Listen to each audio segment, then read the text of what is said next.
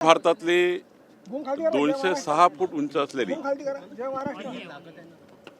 Foundation पासून 206 फूट आणि मूर्तीचा साईज बघितला तर 162 फूट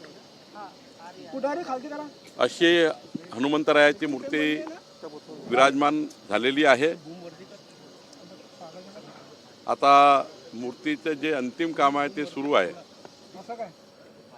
देशाचे गृहमंत्री अमित शहाजी यांच्या हस्ते या मूर्तीचा जो उद्घाटन सोहळा आहे तो या ठिकाणी होणार आहे, लोकार्पण सोहळा होणार आहे। आणि ही मूर्ती ज्या व्यक्तीने बनवलेली आहे श्री माटुराम ते या ठिकाणी आहेत, त्यामुळे माटुरामजी आपल्याला संपूर्ण याबद्दलची माहिती येतील। यावर आता 7Dचं या ठिकाणी आम्ही हनुमान चालीसाच्या माध्यमातून प्रोजेक्शन करतो आहे। प्रोजेक्शनमध्ये हनुमान चालीसा दिसेल आणि मूर्ती वेगवेगळ्या रूपात दिसेल असं प्रोजेक्शन आम्ही या ठिकाणी करतो आहे। मूर्तीच्या खालच्या भागाला जो एक मोठी गुफा आहे, त्या गुफेमध्ये हनुमानजीचे संपूर्ण 17-18 जे अत्यंत महत्त्वाचे त्या ठिकाणी क्षण आहे, त्या क्षणाचंही प्रेझेंटेशन या ठिकाणी करण्यात येणार आहे। एकंदरीत आमचा विचार होता की मध्य भारतामध्ये हनुमानजीची उंच मूर्ती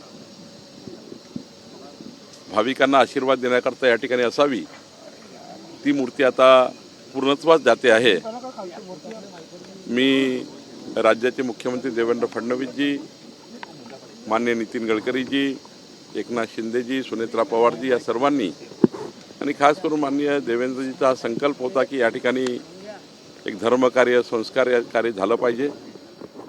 तर हे काम आता आम्ही पूर्ण करतो आहे।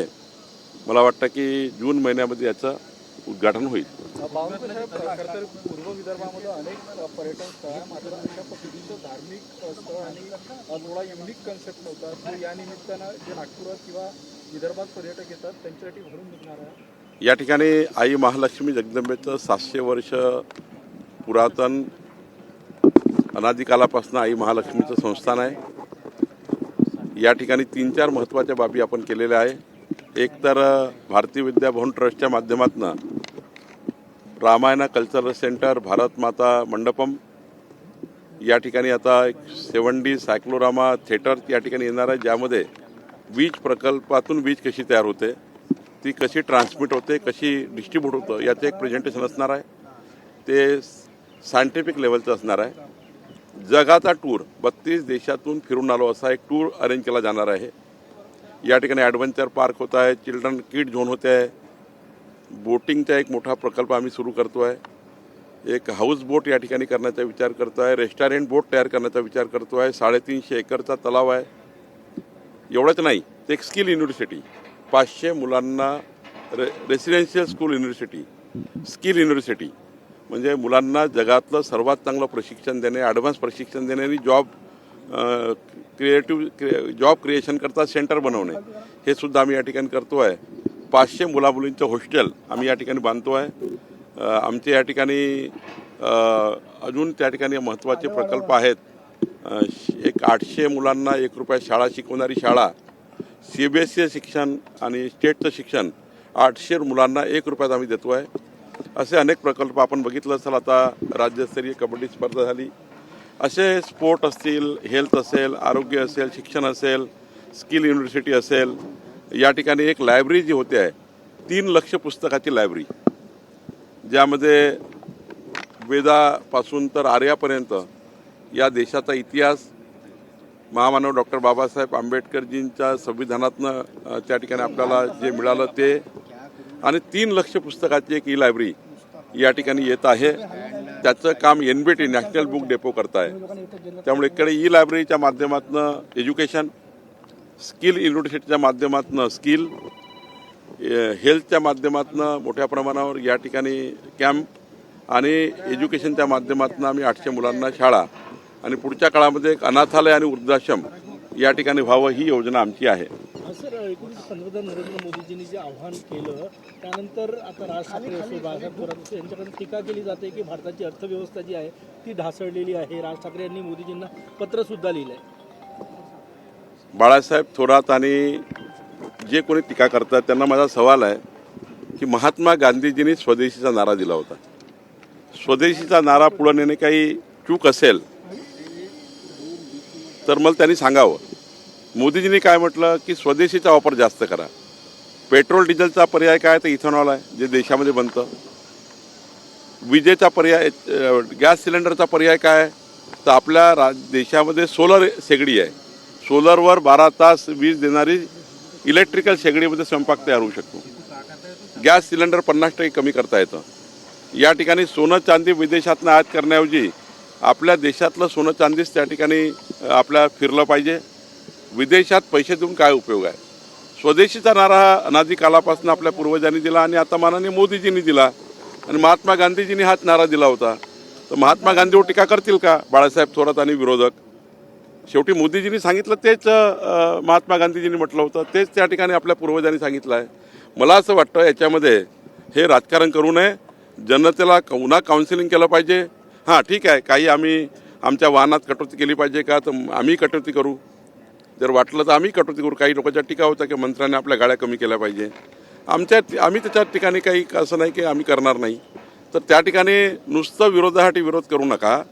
मोदीचा सल्ला किंवा मोदींची सूचना किंवा जे काही निवेदन त्यांनी केलं आहे किंवा त्यांनी आवाहन केलं आहे त्या आव्हानाला पॉझिटिव्ह घ्या. स्वदेशीचा नारा स्वीकारा आणि त्या ठिकाणी विदेशी वस्तूवर मात्र त्या ठिकाणी खर्च कमी करा एवढंच मोदीजींनी म्हटलं आहे. याला धरून नाना पटोले यांनी पत्र लिहिलेलं आहे. त्यांनी म्हटलंय की अनावश्यक शासकीय दौऱ्यांवर होणारा खर्च कमी करा, चार्टर किंवा प्लेन हे वापरण्यावर कमी करा असं त्यांनी म्हटलं. कोण वापरताय. एखाद वेळी अर्जंट असेल तरच वापरताय. कोणी खूप तातडीचं आहे. आपण बघा माझ्या वर्षभराच्या याच्यामध्ये तर मी 4-5दा आणि जेव्हा अर्जंट तेव्हाच गेलो. आमचे मंत्री जात नाही फार. मान्य मुख्यमंत्री उपमुख्यमंत्री तेवढा त्यांचा इतका बिझी, राज्याचा मुख्यमंत्री फारच बिझी असतात. त्यामुळं त्यांचा मी सवाल सोडला तर राज्याचा कुठले मंत्री फ्लाईट वापरतात. खूप कमी वापरतात. वरिष्ठ मंत्री आहात, भाजपच्या मंत्र्यांना सल्ला देणार का की त्यांनी आपला ऑलरेडी मुख्यमंत्र्यांनी सल्ला दिला आहे सर्वांना. ऑलरेडी सर्व मुख्यमंत्र्यांनी स्पेशल फ्लाईट वापरण्याकरता त्यांची मंजुरी घ्यावं लागतं. मुख्यमंत्र्यांच्या मंजुरीशिवाय तुम्हाला स्पेशल फ्लाईट वापरता येत नाही. तुम्ही महसूल खात्याच्या बैठका आता इथून पुढे ऑनलाईन किंवा जे महसूल खात्यात ऑफलाईन माझ्या जास्तीत जास्त बैठका ऑनलाईनच असतात. मी कधी कलेक्टरला आपल्या ऑफिसला बोलवत नाही. मी कुठल्याही विभागीय आयुक्ताला माझ्या ऑफिसला बोलवत नाही. मॅक्झिमम बैठका ते कलेक्टर सोलापूरला होते, नागपूरला, यांनाही माहिती आहे. मी फार कमी कलेक्टरला बोलवतो. माझ्या त्या ठिकाणी प्रोटोकॉलमध्ये कलेक्टर येऊ नये आमच्या पहिलेच सूचना आहे. त्यामुळं आम्ही फार अधिकाऱ्यांना फार ट्रॅव्हल करायला लावत नाही. आम्ही ऑनलाईनच त्या ठिकाणी या बैठका करतो आणि तसं सोल्युशन काढतो. उद्योग क्षेत्रात अस्वस्थता आहे, यामुळे अशी विरोधक टीका करतात. विरोधकामध्ये अस्वस्थता आहे. रोज हारतायत, रोड पडतायत आणि पुढं त्यांना काही संधी दिसत नाही. 2047 पण त्यांची विकेट गेली आहे. त्यामुळं त्यांना आता वाटतं की हे विरोध केल्याने काही जमून जाईल. पण देशाची जनता मोदींचं आव्हान स्वीकारता आणि पुढे जात आहे. आपने ये जो भ्रमण किया है इसका कार्य कब तक पूरा होगा? देखिए कुराड़ी महालक्ष्मी जी के मंदिर के पास 206 फीट का हनुमान जी का स्टैचू आप देख रहे हैं, मूर्ति, जिसमें उसका गदा जो है वो 74 फीट का है, 74 फीट का गदा. और वो गदा का डिजाइन अभी Guinness book of world record में जा रहा है कि गदा कभी आज तक गिनीज बुक रिकॉर्ड में नहीं आया. मूर्ति आई है लेकिन गदा नहीं आया है. तो गदा 74 फीट का है और ये मूर्ति यहाँ होनी चाहिए, स्थापित होनी चाहिए. जनता की भावना थी, वो स्थापित की गई है. इसका भी 7D प्रोजेक्शन हनुमान चालीसा चलेगा. नीचे में वहाँ पर जो गुफा है वो गुफा में हनुमान जी के जीवन के 17 से 18 जो इम्पोर्टेंट पार्ट्स है उनके जीवन के जो पार्ट्स है वो वहाँ प्रेजेंटेशन हम करेंगे. और एक मध्य भारत का एक अच्छा सांस्कृतिक धार्मिक केंद्र यहाँ होगा. यहाँ पे एक 3 लाख किताबों की लाइब्रेरी होगी. 500 बच्चे यहाँ रह सकेंगे, ऐसा स्किल यूनिवर्सिटी यहाँ बनेगी. साथ साथ में यहाँ पे बिजली कैसी तैयार होती है, वो कैसे ट्रांसमिट होती है और वो डिस्ट्रीब्यूट कैसी होती है, इसका पूरा लाइव प्रेजेंटेशन हम करेंगे. हम जब वहाँ जाएंगे 7D में, आप खुद बिजली बना रहे, खुद ट्रांसमिट कर रहे, खुद तो विदर्भ के सारे बच्चे वो जब देखेंगे वो पढ़ लेंगे बिजली क्या होती है. ये भी हम एक कर रहे. यहाँ पे हम विश्व के देशों में प्रवास करने की ज़रूरत नहीं है। 32 देशों का यहाँ पे प्रवास दिखाया जाएगा। जब आप ऐसा लगेगा कि आप खुद अमेरिका जाकर आए हैं, खुद रशिया जाकर आए हैं, वो भी एक प्रवास हमने यहाँ रखा है। साथ साथ में एडवेंचर पार्क, किड जोन, यहाँ पे हम रेसिडेंशियल बोट भी चलना चाहते हैं, एक रेस्टोरेंट बोट भी चलना चाहते हैं और एक सुंदर एक धार्मिक, सामाजिक, पर्यटन सब यहाँ करने का विचार है। एक पर्यटन केंद्र बन जाने से हजारों रोजगार निर्माण होते हैं और बहुत सालों से, हजार सालों तक ये मूर्तियाँ होती है, हमारे धर्म का काम रह जाता है। एक धार्मिक कार्य करने की हमारी इच्छा थी, वो पूरी करने का हम प्रयास कर रहे हैं। और इस कार्यक्रम के लिए इस मूर्ति के उद्घाटन के लिए देश के गृह मंत्री अमित भाई शाह आने वाले हैं और हमारे मुख्यमंत्री जी सब लोग रहेंगे। एक अच्छा धार्मिक कार्यक्रम होगा और उसके माध्यम से हम समाज को एक नई दिशा देने का काम करेंगे।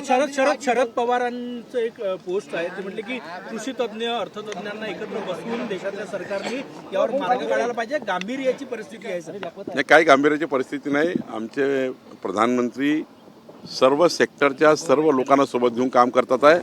त्यामुळे फार काळजी करायची कोणी गरज नाही आहे. प्रधानमंत्र्यांनी देश सुरक्षित ठेवला आहे. मोदीजींच्या हातात देश सुरक्षित आहे. तर माटोरांची 2 मिनिट.